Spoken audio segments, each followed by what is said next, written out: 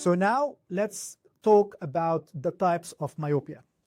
We said the definition of myopia is that the eye focuses light in front of the retina instead on the retina itself. And actually, this has happened because mainly two reasons, but these two reasons could be also coming together. One, that the eye is longer. So the axial length of the eye is longer. The normal axial length of the eye is about 23.5 millimeter. And anything between 23.3 to 23.5 is considered, this is the normal range, and this results in the emmetropia phase.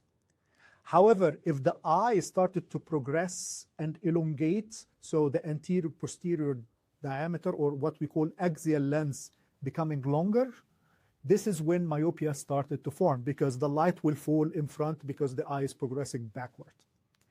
The second reason that can lead to the myopia is curvature of the cornea here. If the cornea curvature is not smooth and more steep, this can result also in the light focusing in front of the retina, resulting in myopia. And this also a condition that actually very common. Both of them can happen together, and we can see this a lot, that curvature of the cornea is steep, as well as the anteroposterior diameter or the axial length is also longer. We can categorize myopia even according to the axial length or to the length of the eye. So we said normal is about 23.5, mild myopia between 24 to 25, moderate myopia between 25, 26 millimeter, and severe myopia is above 26.5. And we can measure that because we will speak about the diagnosis, so we can measure that.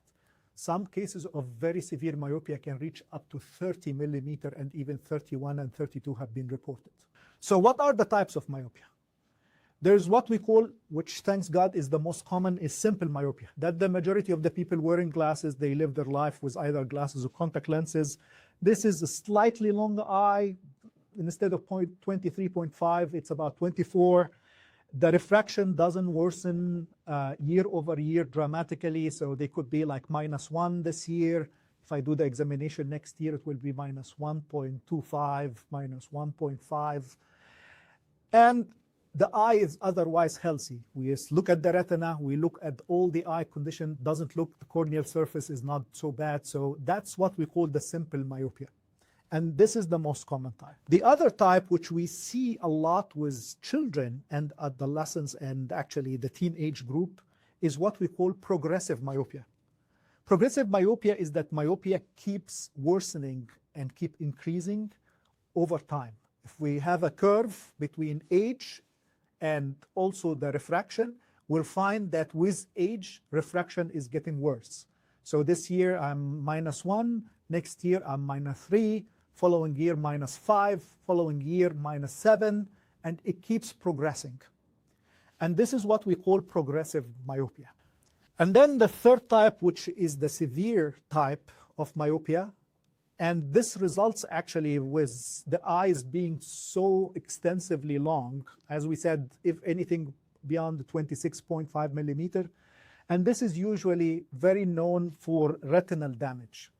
And the retinal damage can happen in multiple pictures or even all together. We can see at the peripheral part of the retina some degenerations and some holes. We can see in the macula some maculopathy or even choroidal neovascularizations, that some vessels are growing up in the macula.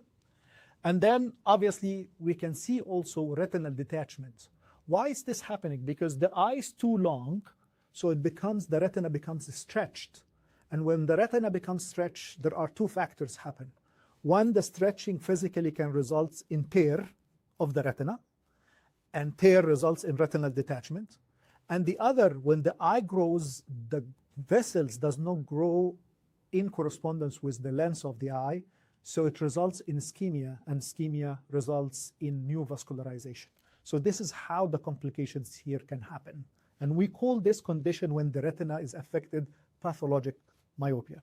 Now I'm going to speak about what are the symptoms and the signs and how we diagnose myopia.